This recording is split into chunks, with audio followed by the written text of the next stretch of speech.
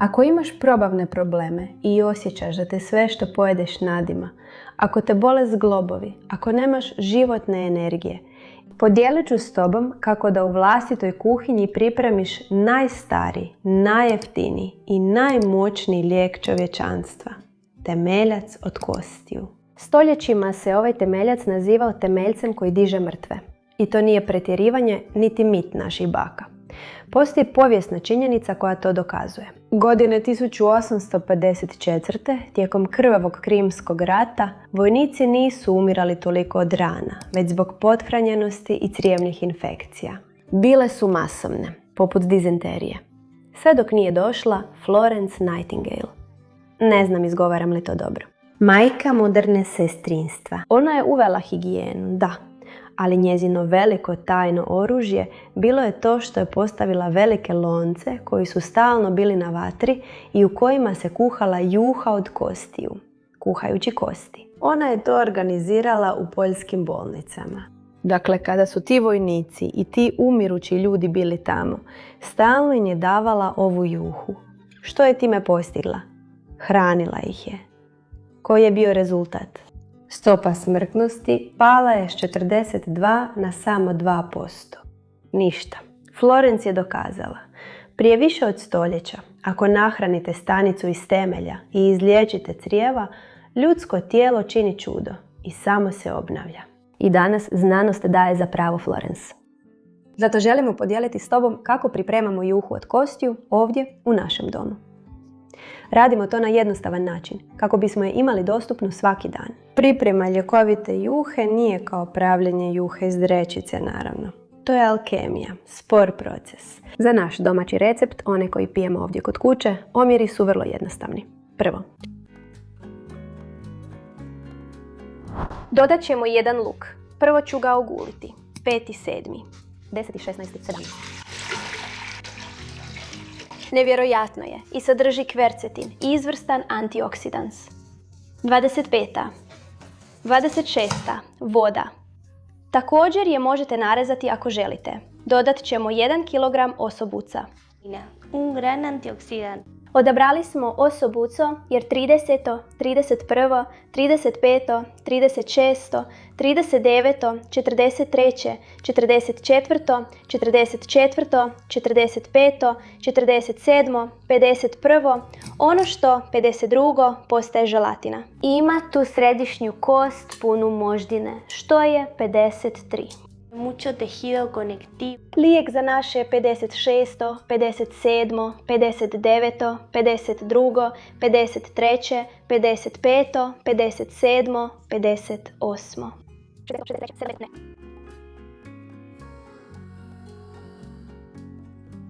Ne brini, ne 65., 69., 73., 75., 77. do 81.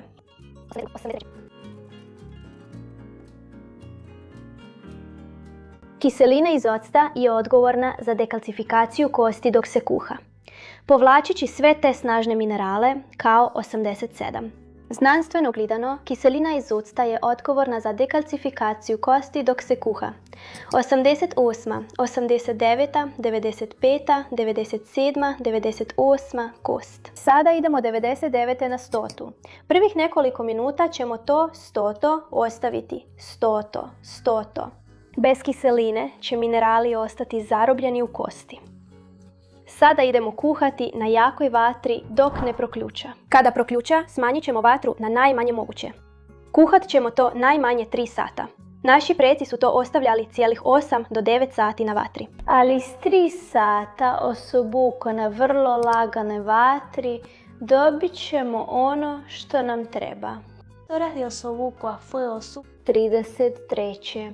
esa matriz de colágeno que necesitamos. Lo vamos a dejar tapado. Dok se ovo polako kuha, objasnit ću ti što se događa unutra i zašto to liječi naše tijelo. U stalnu toplinu oslobađamo esencijalne aminokiseline, prvenstveno 2, glicin i glutamin. Danas, zbog kroničnog stresa i ultraprerađene hrane, većina ljudi ima ono što se naziva propusna crijeva. To znači da su stjenke crijeva jako upaljene i imaju male rupice kroz koje toksini prodiru u krv. A to je ono što nas održava bolesnima i iscrpljenima. Glutamin iz ove juhe djeluje kao cement koji će zatvoriti sve te rupice i ponovno učiniti stjenku crijeva besprijekornom. Naravno, to je proces, zar ne? Nije to već nakon prve juhe koju popiješ, ali jest kad ju redovito uključuješ u prehranu. Uključiti ovu naviku u svoje zdravlje, u svoju svakodnevicu. Piti juhu od kostiju 1 ili 2 put tjedno ili čak svaki dan po 1 šalicu nije loše. To će pomoći da stjenke, zar ne, počnu zacjeljivati i to će znatno smanjiti upalu sve dok potpuno ne nestane. Trbuh se smiruje, splasne i tvoj imunološki sustav napokon može odmoriti. Osim toga, taj čisti glicin je neurotransmiter, inhibicijski neurotransmiter. I to znači da smiruje tvoj središnji živčani sustav, smanjuje ti tjeskobu i pomaže ti da spavaš dublje, da budeš smirenija i usredotočenija. Nakon što su prošla 3 sata, maknemo ga s vatre. Sada ću ga vrlo pažljivo preliti u ovu posudu.